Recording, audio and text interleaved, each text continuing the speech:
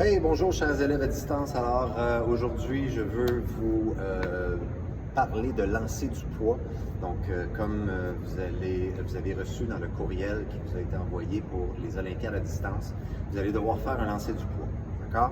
Alors après être allé chercher le poids au collège selon l'horaire établi, vous allez pouvoir le pratiquer à la maison, mais je veux quand même vous expliquer un petit peu quelques règlements et quelques techniques pour que vous puissiez bien exécuter le mouvement. D'accord? Alors, premièrement, au niveau règlement, la prise d'élan pour le lancer du poids est quand même limitée en déplacement. D'accord?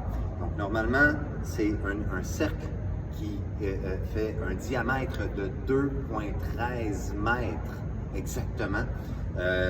Donc, ça, c'est le diamètre du cercle. Ça veut dire que si vous prenez votre élan, vous pouvez seulement parcourir une distance de 2,13 mètres pour prendre votre élan. Alors, quand vous allez pratiquer, peut-être tracer 2 lignes au sol avec une craie ou vous placez 2 bâtons avec cette distance-là qui les sépare pour vous assurer de ne pas prendre un trop grand élan. D'accord? Ça, c'est la première chose. La deuxième chose qui est importante à se rappeler au lancer du poids, c'est que vous avez quand même une zone dans laquelle le poids doit atterrir. D'accord? C'est assez rare, je vous dirais, que le poids part vraiment croche à gauche ou à droite, contrairement au lancer du disque, par exemple.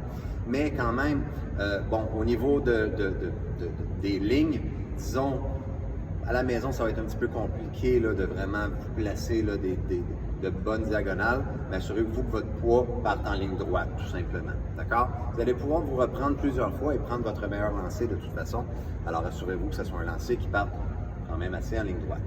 Par la suite, au niveau du lancer, OK? Il y a un règlement qui est très important, c'est que le poids doit toujours être en contact avec votre cou jusqu'à la poussée finale.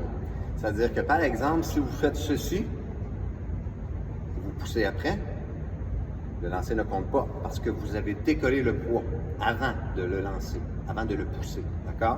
Donc, c'est vraiment important. Le poids doit être en contact avec le cou jusqu'à temps qu'il soit poussé. OK? Donc, ça, c'est un règlement également. Votre lancer ne compte pas sinon. D'accord?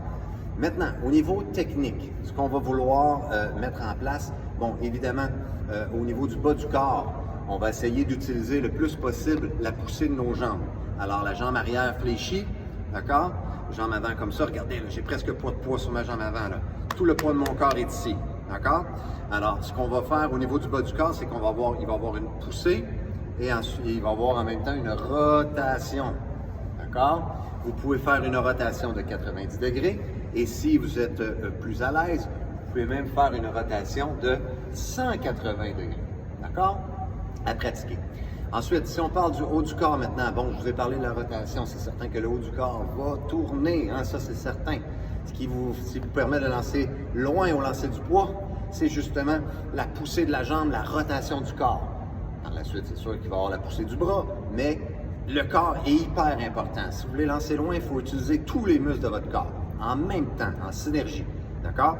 Alors, le poids de votre corps est sur votre jambe arrière, le poids bien collé ici dans le cou, et assurez-vous qu'il y ait un espace ici. Là. Le poids là, est uniquement placé sur vos doigts et le haut de la paume de la main. D'accord? Il y a un trou, là, il y a un espace libre ici.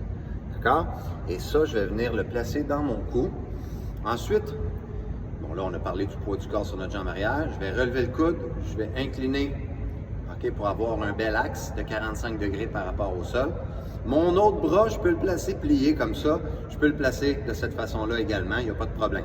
OK, à ce niveau-là, ça ne change pas grand-chose. Ce qui va être important, par contre, c'est quand vous allez faire votre rotation, là, vous voulez soit envoyer le coude par en arrière ou soit le bras complètement par en arrière. OK, pour vous aider à avoir une rotation qui est dynamique, qui est rapide. D'accord? Alors, on est placé de cette façon-là. OK? L'angle du corps à 45 degrés, l'angle des épaules plutôt et des bras à 45 degrés. Et ensuite de ça, il va y avoir une poussée. D'accord? Donc, c'est vraiment une poussée. Aucune flexion du poignet. C'est pas là que ça se passe. C'est pas une balle.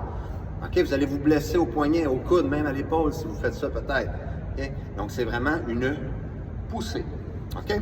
Si jamais vous êtes à l'aise, comme je vous disais tantôt, vous êtes plus confortable, vous pouvez commencer dos à votre zone de tir, OK? Et avec un saut arrière, et ensuite rajouter la finalité du mouvement que je viens de vous expliquer.